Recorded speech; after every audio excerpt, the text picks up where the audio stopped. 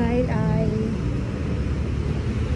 malakas na naman ang hangin. Syempre yung mga puno dinuduyan na naman. Sana all dinuduyan, diba? At syempre tapos na tayo dito sa Dalampasigan at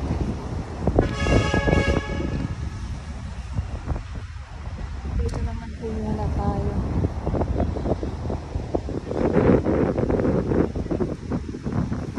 Sa Dalampasigan ng Dolomite Beach, galing na tayo dyan. At dito naman yung entrance. Diyan po yung entrance, yung ating mga nalilis. Galing sila doon sa kabila.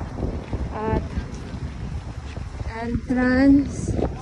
Tapos dito naman po yung exit naman po sa mga hindi po nakakaalam. Okay.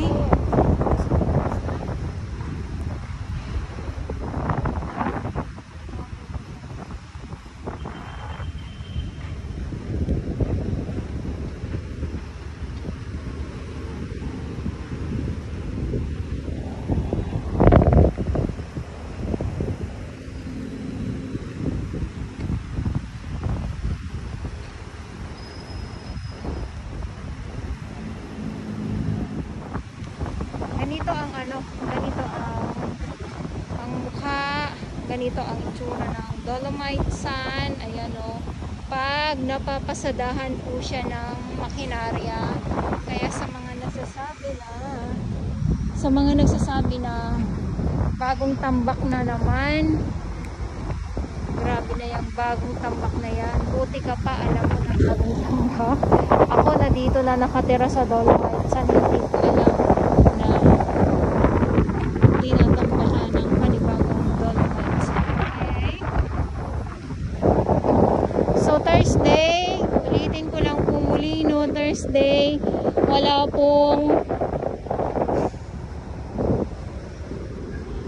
pong pagtatambak dito or walang barge na nakadaong na may dalang Dolomite Sand. So Thursday Pilipinas, pag Thursday talaga ay sarado po itong Dolomite Sand para mahagod. So ito yung resulta ng ng hagod ng makinarya dito sa Dolomite Beach. Grabe na paghahagod na yan ayan, grabe na hagod na yan. Kaya pag nahahagod ang Dolomite Sand ng makinarya, bumabalik talaga po alindog. Nakikita natin ang ganda ng Dolomite Sand na sinasabi ng iba ay may panibago na naman na pagtatambak. Oy, sana all panibagong pagtatambak. Walang bagong tambak na Dolomite Sand. Kaya inuulit-ulit ko na lang din po. At syempre sa aking ibang mga viewers, silent viewers dyan, good afternoon po sa inyong lahat.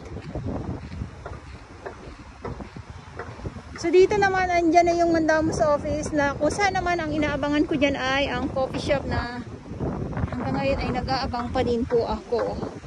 Hindi ko alam kung kailan po magkakaroon ng coffee shop. Hanggang abang-abang na lang din po ako. Kayo din? Abang-abang na lang din po kayo. Anong pang-abang? kundi ang pag-aabang na lang ang gagawin natin. Ayan. Puro abang na lang.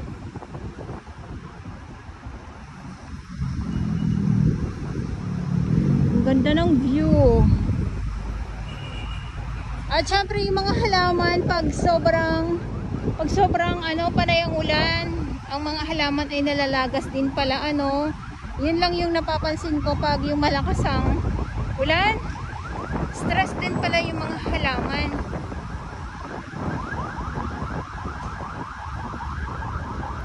Dahil ay bagong suklay, bagong hagod na naman po ang Dolomite Sand. Sasabihin na naman nila tinambakan ng panibago. Uy, kailan nangyari? Palaw tide na po. Ayan, so dito muna tayo. tayo sa sa pagpasada ng Dolomite Sun nga po. Ayan. Ayan lang. So ito lang naman. Ito yung entrance. Andyan yung ating mga security guard.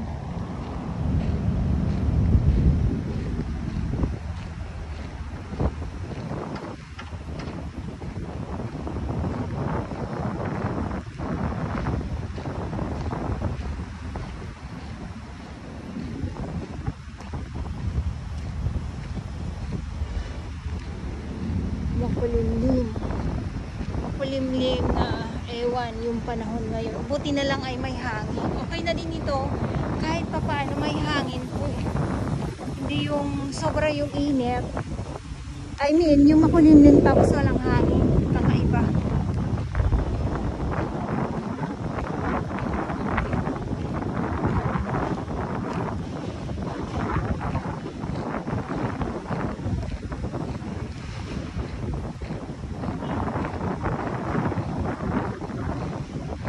Alam niyo po, pag yung Dolomite Sun ay napapasagahan talaga ng makinang, maganda po talaga tignan.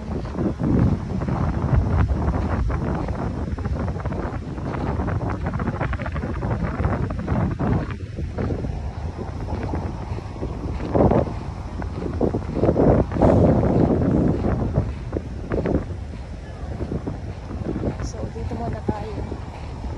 Papalow tide na din po. Papahay tide. Siyempre yung mga kahoy na nakikita natin dyan, ayan naman po ay pahakutin.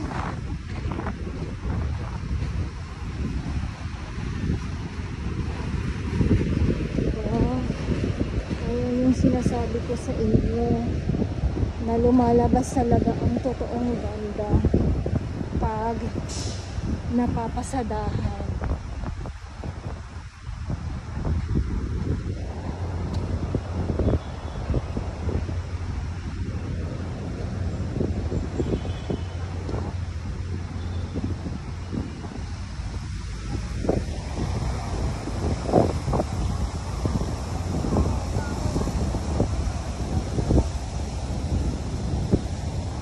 Siyempre kinukuhanan ko talaga ng ng maigi para naman maganda.